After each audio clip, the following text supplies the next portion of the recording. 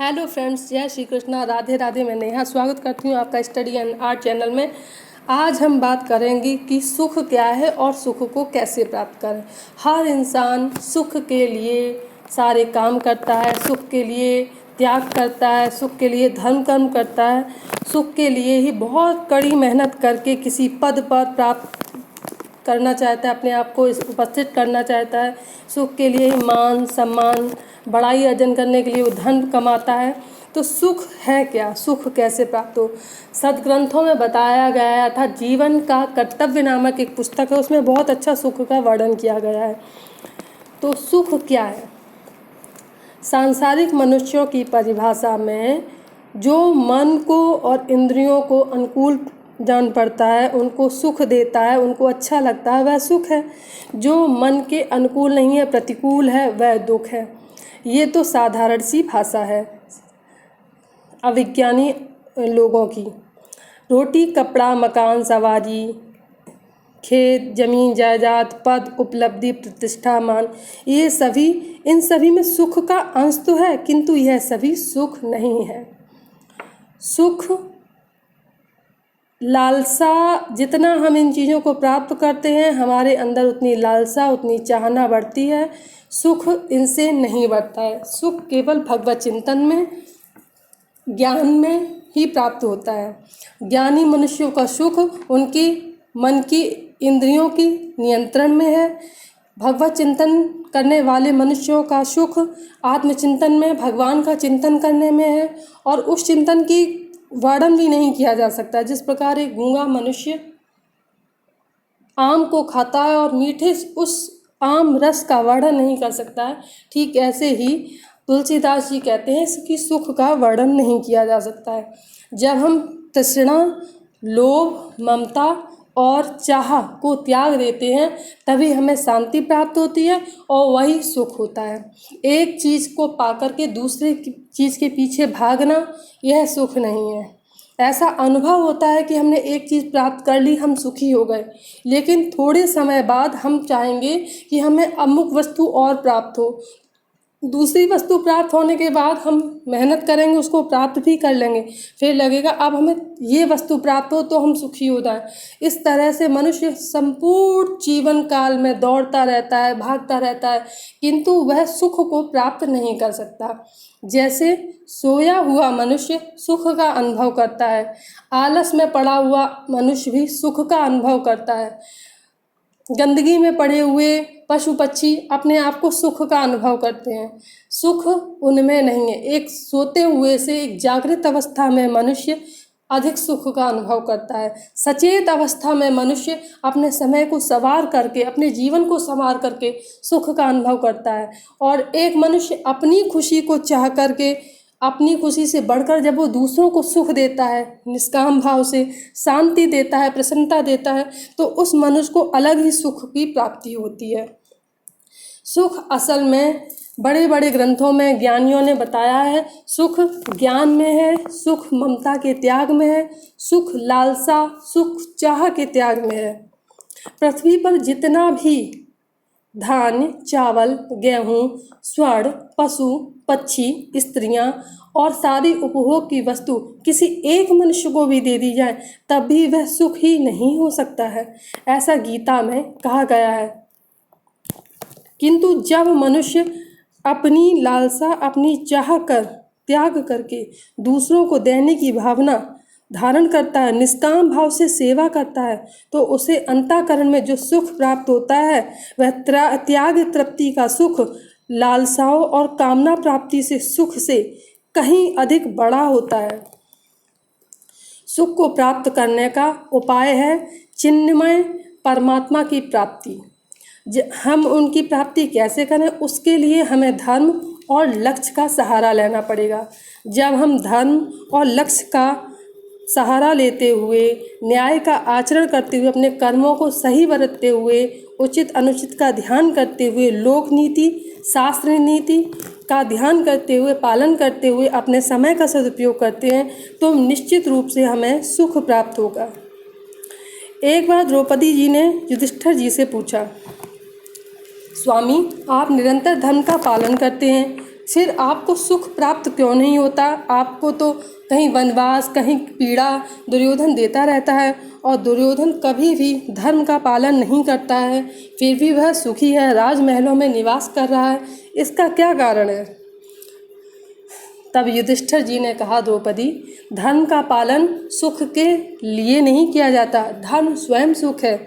जो मनुष्य सुख प्राप्ति के लिए धर्म का पालन करते हैं, उनको सुख प्राप्त कराने के बाद उनका धर्म नष्ट हो जाता है, किंतु जो स्वयं सुख मानकर धर्म का पालन करते हैं, वह धर्म देवता उस मनुष्य की सद्गति, उस मनुष्य का कल्याण और उस मनुष्य की शाश्वत शांति प्राप्त कराने में, भगवत प्राप्ति कराने में मनुष्य की सहायक बनते हैं। अर्थात सुख को प्राप्ति के लिए हमें धर्म का पालन नहीं करना चाहिए, धर्म का पालन सुख मानकर ही सदैव करना चाहिए। दुर्योधन को आज जो प्राप्त है, निश्चित रूप से वो उसके पहले के किए हुए शुभ कर्मों का परिणाम है, और हमें जो आज प्राप्त है वो निश्चित रूप से हमारे पहले किए हुए गलत कर्मों के परिणाम स्वरूप है। सुख कभी दुख पीड़ा के रूप में नहीं आता है। हाँ, सुख त्याग, सुख कर्मयोग बनकर के आ सकता है। धर्म जीवन में इन रूपों में तो परिणित हो सकता है, लेकिन कभी दुख और पीड़ा के रूप में नहीं। ऐसा लगेगा कि धर्मात्मा मनुष्य ऊपर से दुखी है, लेकिन अंतःकरण से वह शांत, सुखी, सदैव ही ईश्वर का चिंतन करने वाले होते हैं। और जो मनुष्य ईश्वर का चिंतन करने वाला है, उन्हें दुख संभवतः कदापि उनके निकट नहीं आ सकता है। मनुष्य जीवन में ईश्वर चिंतन से बढ़कर के सुख कुछ भी नहीं है। निष्काम भाव से दूसरों की मदद करके शांति प्राप्त करने का इससे अच्छा साधन मनुष्य जीवन में नहीं प्राप्त हो सकता है। अतः सुख की परिभाषा उदार जनों ने, ज्ञानी जनों ने चाह और ममता की त्याग ही बताई है। अपने कर्मों को बिना मोह माया के, बिना आलस्य के सही धर्म से पालन करना ही सुख है। त्याग और उदारता की भावना से हमारा मन ज्यों-ज्यों जड़ पदार्थों की ओर से हटता जाता है, त्यों हमारा चेतन अवस्था में परमात्मा की ओर मन लगने लगता है। आज के टीवी, मोबाइल और समाचार पत्र इत्यादि में हमारा समय व्यर्थ ही गंवाते रहते हैं। हमारा समय जितना हो सके ज्ञानवर्धक चीज़ों में लगाना चाहिए। धार्मिक पुस्तकों पर तो धूल ही चढ़ती रहती है। हमें निरंतर इनका कम से कम 1 घंटा स्वाध्याय अवश्य करना चाहिए।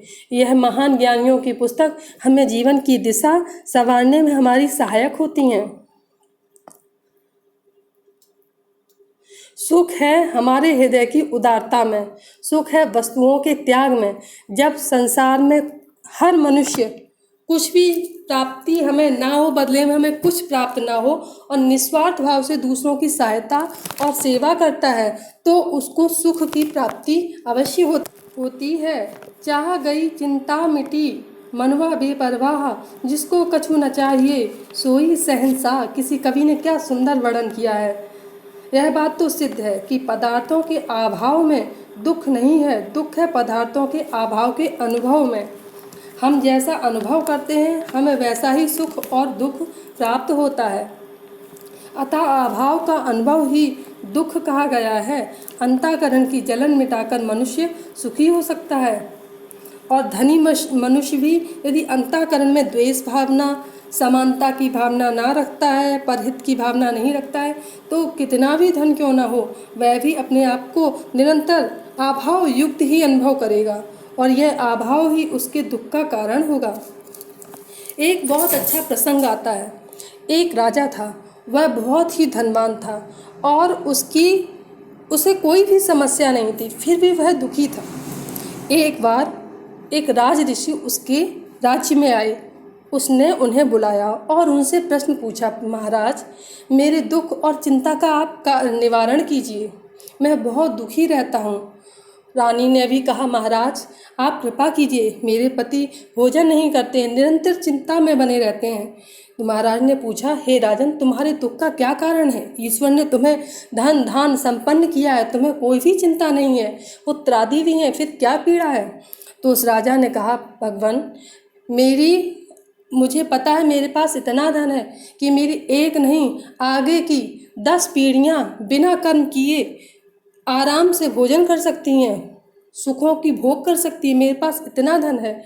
लेकिन वो इतना कंजूस राजा था, वो एक दमड़ी भी किसी को दान नहीं दिया करता था, बहुत ही कंजूस था। तो महाराज बोले ठीक है, तो चिंता का क्या कारण है इसमें? राजा ने कहा प्रभु हमें ये बताइए, 10वें के बाद में जो 11वीं पीढ़ी आएगी वो कैसे सुखी रहेगी, उसके लिए मेरे पास में इतनी व्यवस्था नहीं है। महाराज थोड़ा सा हंसे।